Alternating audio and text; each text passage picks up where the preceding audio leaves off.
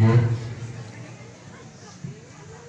pintarkan anak-anak, sekolahkan anak-anak, didik anak-anak, terutama ibu-ibu,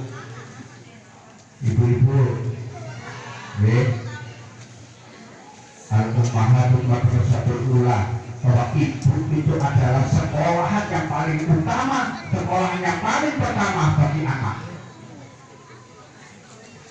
Ya, kalau ibunya senang sinetron, anaknya senang dangdutan. Itu pasti. Kalau ibunya senang dandan, anaknya senangnya pasti tidak karu-karuan. Kalau ibunya senang gosip, anaknya senang hibah. Itu pasti. Sebab anak yang pertama ketika masih kecil ini yang diserap itu adalah apa yang dilakukan oleh ibunya, apa yang dilakukan oleh dilihat, apa yang dimakan oleh ibunya dimakan oleh anaknya menjadi darah daging daripada putranya. Maka ibu pun harus menjaga rezeki yang dimakan. Sampaikan kepada bapak, Pak, jangan bawa pulang rezeki yang tidak halal, karena rezeki dimakan untuk anak. Kalau di rumah kita, di keluarga kita makan rezeki yang tidak halal dimakan oleh anak kita, maka kita sama dengan menanamkan api neraka dalam hati dan perutnya anak kita. Anak menjadi susah dikandani, susah diomongi, susah dituturi, susah dinasehati. Kenapa? Mungkin sebab dari makanan yang kurang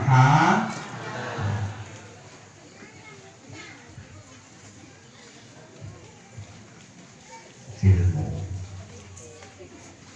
itu penting. Utlubul ilma minal mahdi ilal lahdi, kata Rasulullah. Carilah ilmu dari gendongan sampai ke liang lah.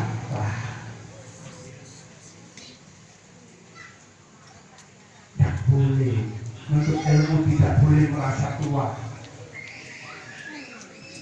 Karena dengan ilmu anak kita insya Allah akan bisa memberikan manfaat kepada kehidupannya, kepada masyarakatnya, dan juga kepada orang tua.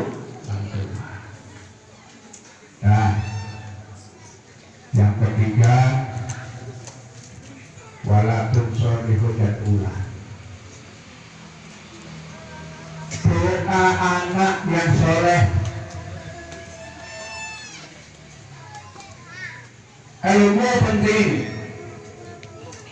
tapi lebih penting lagi soleh. Soleh itu apa? Soleh itu cenderung kepada keakhlakan atau moral. Cantik itu penting apa tidak? Cantik itu penting apa tidak? Pak, cantik penting apa tidak, Pak? Bapak ini harus tahu bahwa yang namanya cantik itu bukan dari sananya. Orang wanita cantik itu bukan dari sananya, tapi dari dananya, Pak. Dari dana. Dari dananya. Bapak-bapak punya istri cantik, tapi 1 bulan dikasih cuma 100.000. Buat beli tidak cukup. Betul. Bilang sama bapak, Pak, kalau pengen cantik lihat dananya. Betul, yang solawatan itu yang dicari istri yang cantik, ya, tapi tidak punya dana. Wah, mimpi.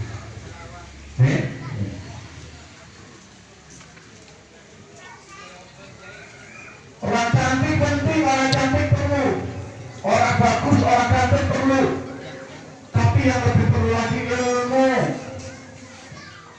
Betul. Ada orang cantik, masya Allah, kayak siapa bintang film India itu? Siapa? Sarukan. Hah? Kajol. Ya adalah kajol. Bodinya seperti apa itu? gitar Spanyol. Cantik, bodinya bagus, tapi kalau diajak ngomong kalau diajak ngomong gak nyambung. Apa? Ya Allah, mau gak? Kata orang apa itu cantik, tapi apa? Tapi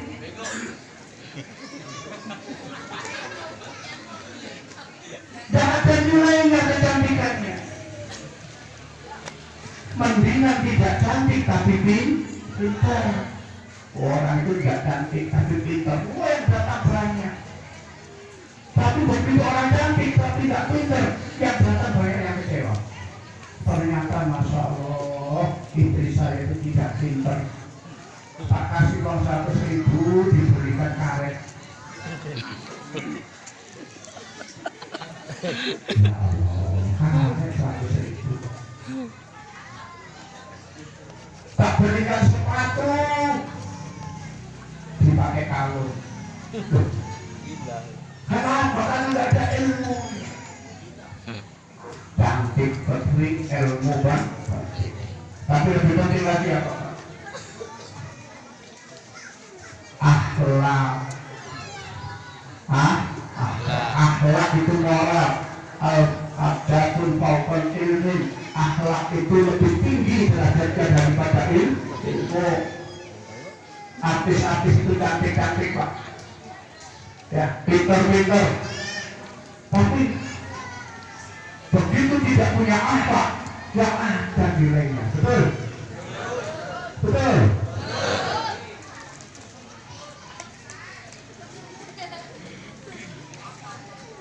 Cantik orangnya, ilmunya pintar, tiba-tiba jalan pipis di jalan,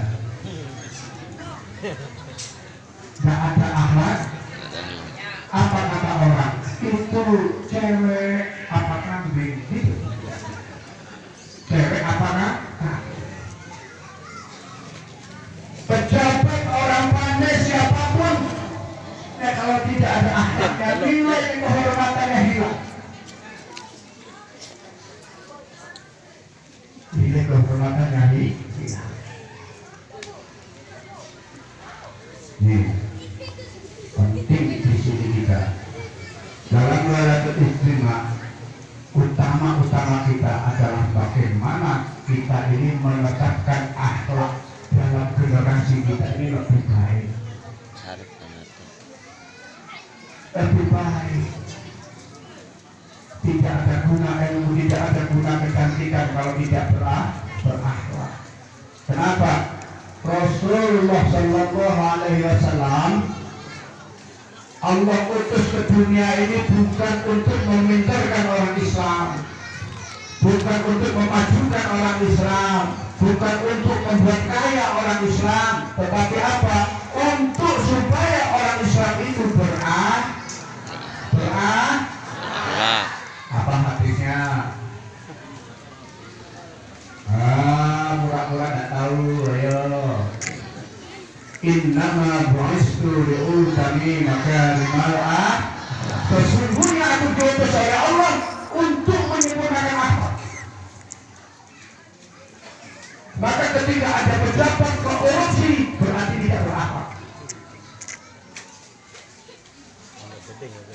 Ada pejabat tidak adil berarti tidak berakhlak. Ada suami yang tidak pernah pulang berarti apa bu? Ada suami yang tidak pernah pulang berarti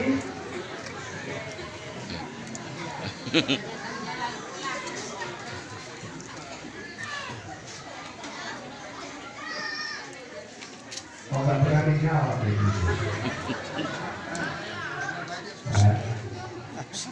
Ada pihak lain tidak pernah pulang berarti kalau nyari tapi masih ngaji. Kalau suami nggak pernah pulang, nah ini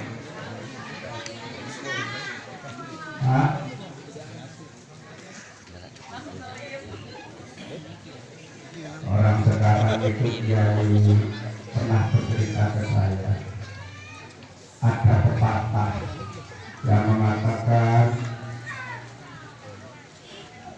gajah di pelupuk mata tidak kelihatan, semut di seberang lautan kelihatan. Ayo, apa artinya? Apa artinya? Salah yang dia punya, salah yang dia buat, dia tidak mau tahu. Tapi salah sekecil apapun salah orang lain dia tak. Itu kalau menurut ilmu peribahasa Indo. Tapi kalau ilmunya para suami tidak seperti itu. Gajah di pelupuk mata tidak kelihatan, semut di seberang lautan kelihatan. Kata para suami, istri yang besar semok semohe di depan mata tidak kelihatan, tapi ada jaga cantik di seberang lautan kelihatan. Ya. Ini kalau suami sudah tersusupi virus semut dan janda. Ya, ini enak ngaji begini santai-santai, betul ya? Karena tiang ini dari Jombang ke sini perjalanannya 2 jam, maka kalau ngaji 1 jam rugi. Cuma sebentar, minimal 3 jam.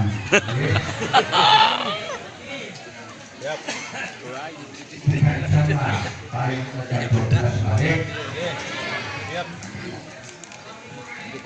3 hal ini yang harus kita cari kalau kita pilih selamat dunia akhirat, pilih mulia dunia, pilih mulia akhirat, soleh dunia, soleh akhirat, maka kita harus punya investasi 3. Apa investasi 3 tadi? Sedekah, ilmu yang bermanfaat, dan anak yang soleh. Ini tidak bisa begitu terjadi.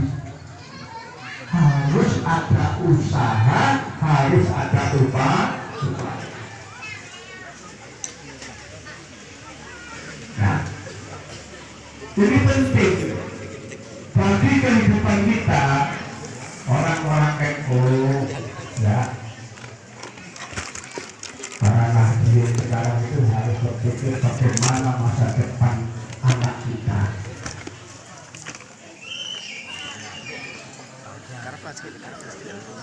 Kita harus mulai banyak berpikir. Kita mempersiapkan anak kita. Kenapa? Karena kita butuh anak kita itu untuk apa? Untuk mendoakan kita ketika kita tidak bisa berbuat apa-apa. Orang mati hanya butuh doa. Siapa yang mendoakan anak yang soleh?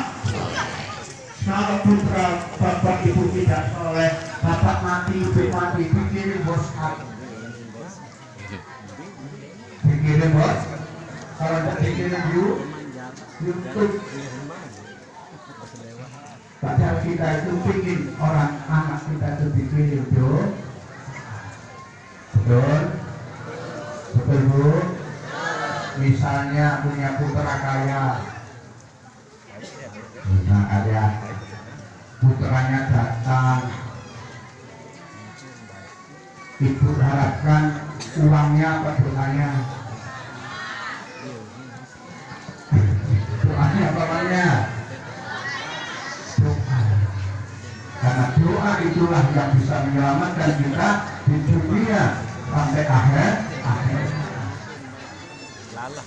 Untuk punya anak soleh, orang tua harus soleh dulu. Ya, nggak bisa tiba-tiba salabim anak jadi soleh, nggak bisa. Harus melalui proses pendidikan yang dicontohkan orang tua kepada anak. Kalau kita tidak mampu, maka titipkan putra putri bapak ibu ke pondok pesantren. Agar kenapa? Agar putra bapak ibu bisa mencontoh para kiai, para tuan guru yang kira-kira insya Allah akan menyelamatkan dunia akhir.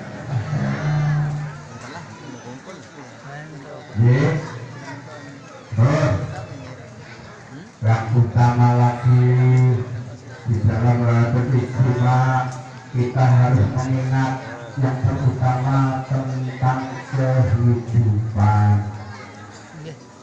Karena NU itu tidak lepas dari kehidupan keseharian yang bertujuan agar seperti apa, agar kehidupan ini berkelanjutan demi dan untuk kebaikan.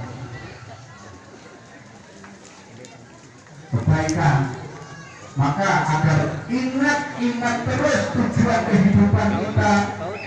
Kalau tujuan kita ini hidup bukan di dunia, tapi tujuan kita hidup untuk akhirat. Tapi kenyataan kita, kebanyakan manusia itu lupa akhirat. Maka apa yang disabdakan Rasulullah Sallallahu Alaihi Wasallam, saya di zamanul ala ummati yuhibbunal khamsa wa yansawna khamsa. Nanti akhir zaman akan ada umatku senang 5 perkara, lupa 5 perkara. Seluruh manusia, bukan cuma umat Rasulullah, senang sama 5 perkara, lupa terhadap 5 perkara. Apa itu satu perkaranya? Pertama, yuhibbunal hayat wa yansawnal maut.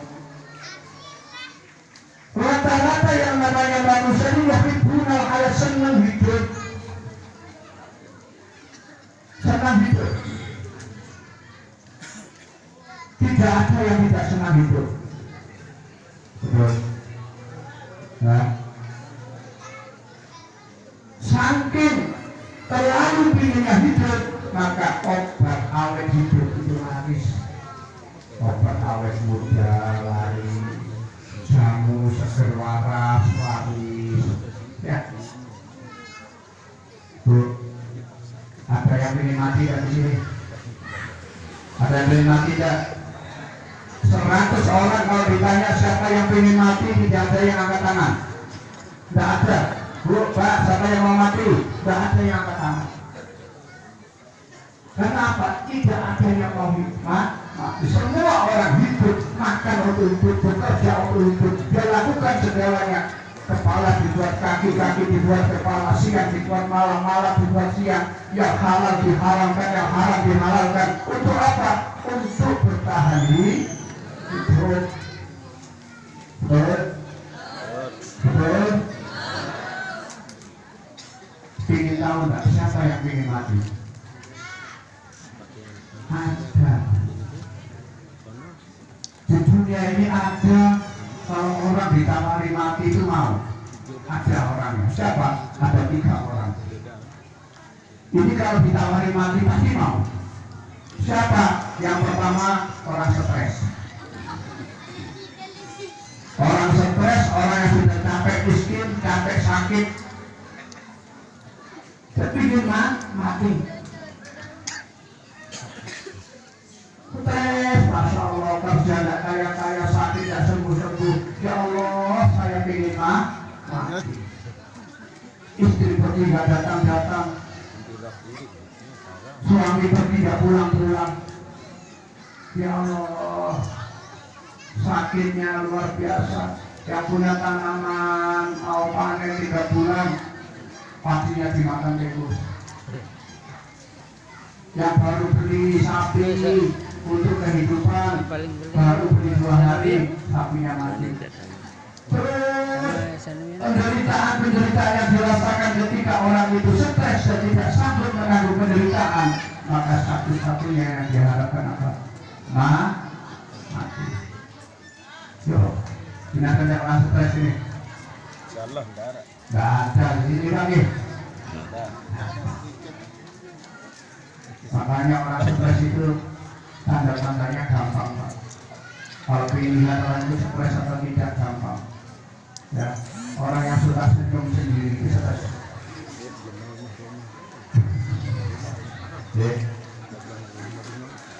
Ada 2 orang lagi yang ditawari mati, mau siapa? Ini orang-orang yang jauh taraf dengan kita. Siapa itu? Kita. Kenapa? Biasanya kita ini kalau ditanya kamu mau mati apa enggak? Mau, asalkan saya sudah punya rumah, saya sudah pergi haji, anak saya sudah menikah, ini baru mau mati. Ini mati dengan syarat. Ini kebanyakan manusia seperti ini. Sudah terasa lepas pada hidup dan mau mati kalau semua hajat hidupnya sudah terpenuhi.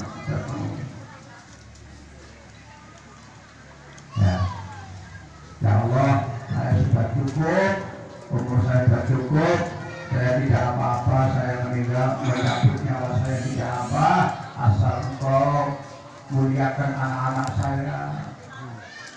Semua kota ini jadi milik saya, semua orang mengenal saya, tidak apa-apa saya mati. Kalau itu malaikatnya, oh enak kamu begitu, enak benar, saya pun mau kata malaikatnya. Yang ketiga, orang yang rindu dengan kematian. Siapa itu? Orang yang ahli syukur. Orang yang ahli syukur atas karunia nikmat yang Allah berikan kepadanya, sehingga dia mengukur sebatas dan sekecil apa yang dia lakukan ketika dia berkhidmat kepada Allah, balasan Allah jauh lebih besar. Dia merasa tidak pernah berbakti, tapi Allah memberikan kenikmatan. Dia merasa tidak pernah tahajud, tapi Allah berikan kekayaan. Dia merasa tidak pernah sedekah, Allah berikan kehormatan. Sudah dia berpikir, ya Allah, sedikit ibadah saya kepada Engkau, tapi nikmat yang Engkau berikan kepadamu tidak terbatas. Aku kangen, sehingga ingin ketemu sama Allah, ingin mengucap terima kasih. Rindu.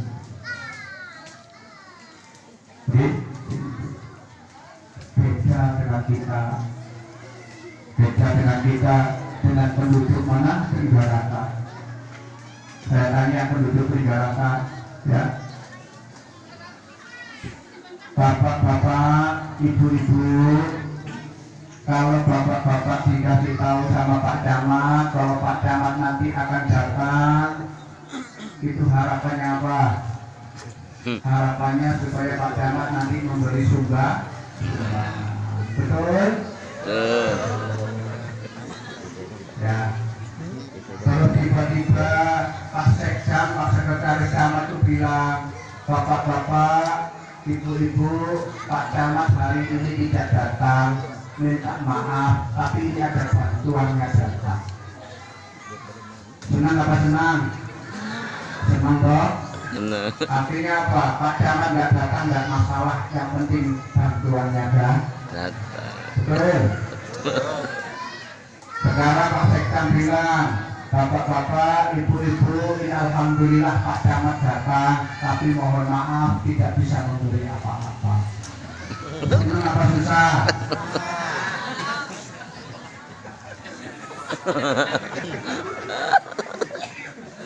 Ya. Ini kita, ini golongan kita.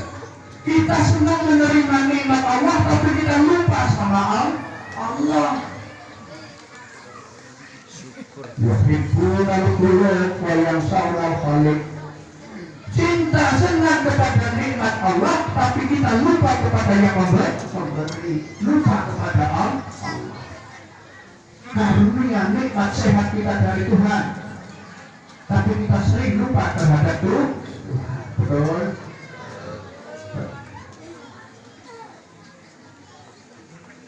Ya, saya tanya lagi, perunggu-perunggu ini lebih senang Pak Camat atau bantuannya? Jadi saya ulangi lagi, biar Pak Camat tahu. Dan nanti Pak Camat pulang, nanti kardusnya penuh nanti. Bantuan. Iya, buat masjid. Buat masjid.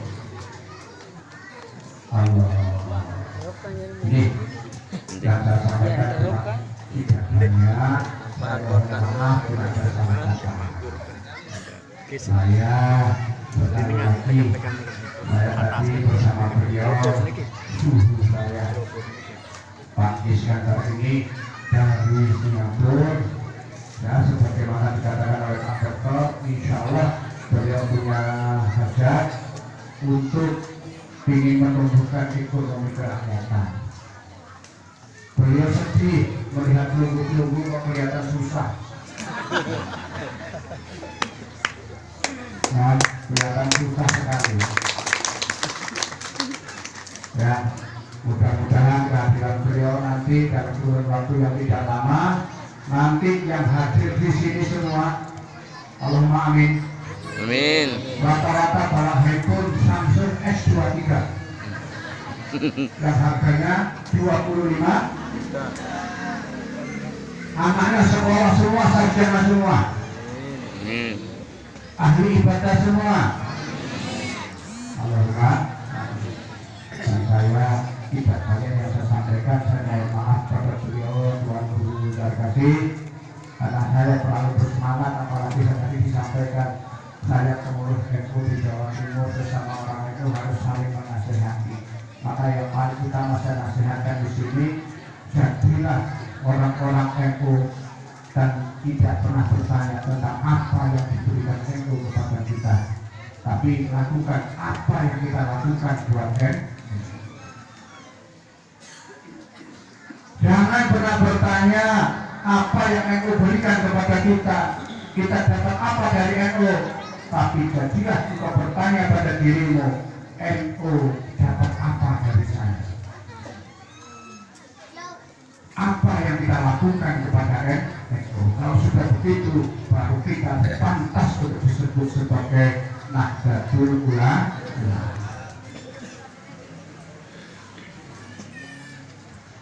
Maulaya salli wa sallim daiman abada ala habibika